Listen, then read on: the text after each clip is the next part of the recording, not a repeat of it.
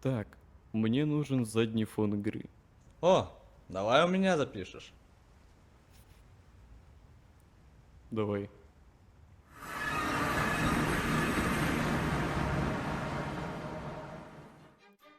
Порой в русском комьюнити Роблокса существуют аниматоры, которые не знают и не собирались знать принципы анимации. Кто-то использует референсы, но у них получается какая-то херня.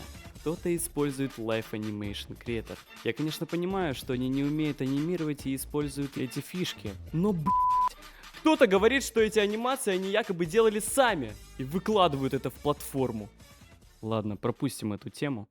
Мои подписчики, ученики, друзья и даже Колпак просили меня выложить новый гайд по анимкам. И наконец, по их просьбам, я сделал это видео, чтобы рассказать вам о некоторых полезных принципах анимации, а также дать вам практические советы, которые пригодятся вам в будущем. Первый принцип – сжатие и разжатие. Этот принцип передает массу предмета. Чем сильнее предмет сжимается и разжимается, тем он мягче. И наоборот. Также он используется для выразительности персонажей.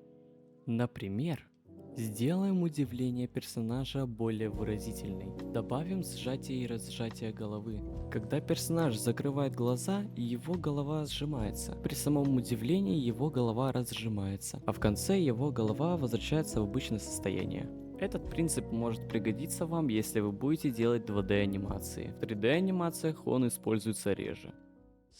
Второй принцип – подготовка к какому-либо действию. Он используется, чтобы сделать анимацию более реалистичней. К примеру, покажем, как персонаж собирается сделать сильный прыжок. Для этого мы добавляем подготовку, а уже сам прыжок. Без изучения этого принципа анимация получится нереалистичной. Энергия не может образоваться из ниоткуда. Третий принцип – спонтанное действие или же от позы к позе. В первом методе спонтанное действие создается сначала первый кадр, второй и так далее. Во втором методе от позы к позе создаются сначала ключевые кадры, а затем промежуточные. Более безопасный метод это второй, так как в первом методе анимация не будет показана так, как вы ее представляли. Четвертый принцип – инерция и нахлёст. С их помощью анимируют остальные элементы, как руки, волосы или аксессуары, которые двигаются после остановки объекта или персонажа. Инерция и нахлёст делают анимацию более живой. Также они косвенно характеризуют физические свойства объекта. Например, первый похож на телевизионную антенну, а второй на перышко. Пятый принцип – дуги. Мало кто в живом мире движется с механической точностью. Все живые существа движутся по круговой траектории. Дуги используются во всех движениях персонажа. Возьмем, к примеру, прыжок.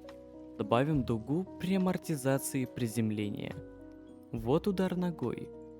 Добавим дуги к движению ноги и тела. Вот и все по теме дуги. Принципы я рассказал, осталось дать вам практические советы. Если вы захотите заанимировать оружие, то посоветую вам аддон под названием Dynamic Parent. С его помощью вы сможете привязать и отвязать оружие в определенном кадре. Но как установить аддон? Да, очень просто. Заходите в правку, настройки, аддоны и скачивайте туда скрипт, который вы скачали. В поиске вводите Dynamic Parent и включаете его. Файл с аддоном будет в моем Discord сервере. Ссылка в описании. Что ж, извиняюсь, что опоздал, но в заключение я бы хотел поздравить вас с наступающим 2024 годом. Пусть этот год принесет вам все самое лучшее, светлое и радостное.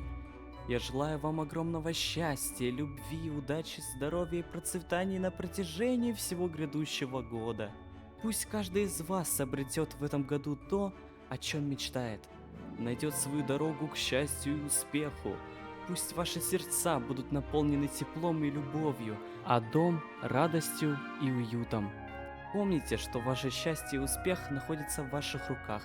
И только вы сможете сделать свою жизнь яркой и насыщенной. Пусть Новый год подарит вам множество счастливых моментов, которые останутся в вашей памяти на долгие годы.